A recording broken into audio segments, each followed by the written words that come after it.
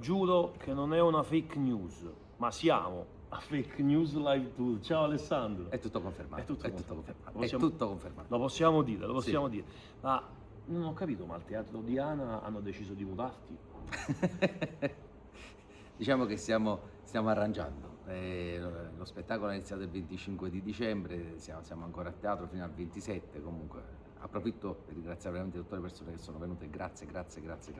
E quelli che non sono venuti approfitto per fare gli auguri, perché ogni sera faccio gli auguri di buon anno, non solo per il 2026, ma sempre di salute e di risate.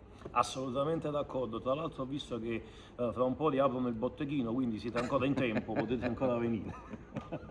Sei un fratello, ma parliamo di cose serie. Ma guarda che fake news è un qualcosa che io ti confesso, ho visto su Amazon Prime, mi sono divertito tantissimo, ma ti dirò, ogni qualvolta Alessandro Siani realizza uno spettacolo teatrale piuttosto che un film, nasconde dentro un messaggio.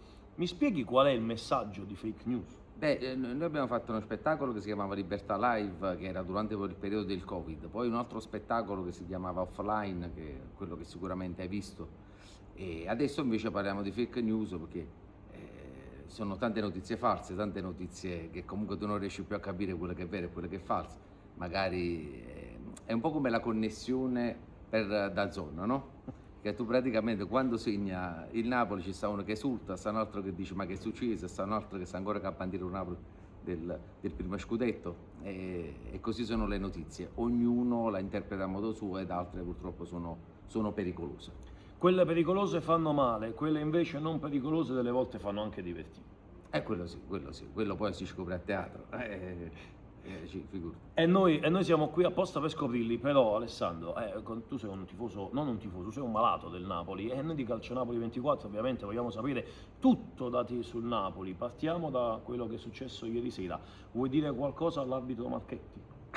No, diciamo che è stata una giornata veramente particolare, quello che doveva dire il mister Conte mi sembra abbastanza giusto e doveroso. È stata un po' la settimana degli sconti, diciamo così, perché lo stanno gli sconti.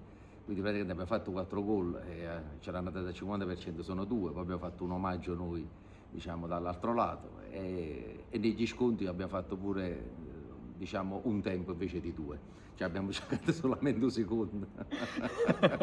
Certamente però il 2025 si è chiuso con una doppia gioia, quella della vittoria dello scudetto e lo sappiamo, ma quella della Supercoppa non ce l'aspettavamo. Quella è stata una grandissima soddisfazione e poi è venuta anche in quel periodo in cui, diciamo, il Napoli stava recuperando le sue forze, e anche tutta quella meraviglia che era di unire di nuovo tutta la squadra, e quindi è stata la ciliegina sulla torta. Oh, io ne approfitto soltanto Io le ultime ho due. paura di vedere il VAR, perché magari vado a vedere il VAR e ce levano pure la Supercoppa. Ma infatti quello è un pericolo.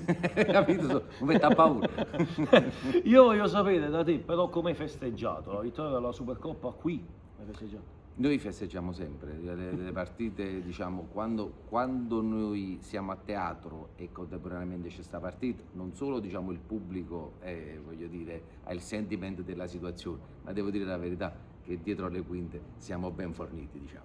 Questo è l'anno del centenario, 2026, Napoli nato nel Sì. 1926.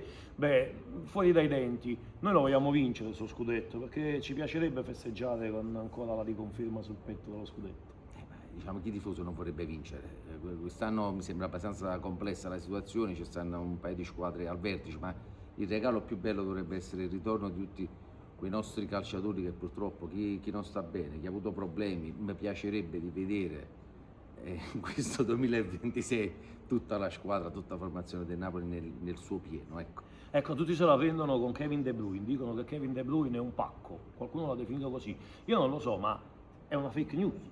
Ma non lo so, perché io lo vorrei vedere giocare, cioè prima di definirlo parco mi sarebbe piaciuto vederlo giocare e poi decidiamo insieme. Quando c'è stato comunque si vedeva che era un calciatore di grande personalità e di grande carisma, quindi mi auguro che possa al più presto, diciamo, riprendersi, anche se ho sentito notizie, forse una fake news, che già a gennaio vorrebbero farlo andare via, però fatelo giocare prima. Esatto, facciamolo tornare. Quello che dobbiamo fare però è ringraziare ovviamente Alessandro Siani, grazie mille per la tua disponibilità. Grazie sempre a te che sei sempre attento insieme a tanti altri tuoi colleghi su quello che accade, perché tu sai che veramente la malattia del Napoli è quella la grossa, soprattutto ai tifosi, a noi tifosi che comunque sia quando le cose non vanno come devono andare, che anche quando diciamo vanno come devono andare, dobbiamo sempre sostenere la squadra, sempre Forza Napoli, sempre Forza Napoli. A posto.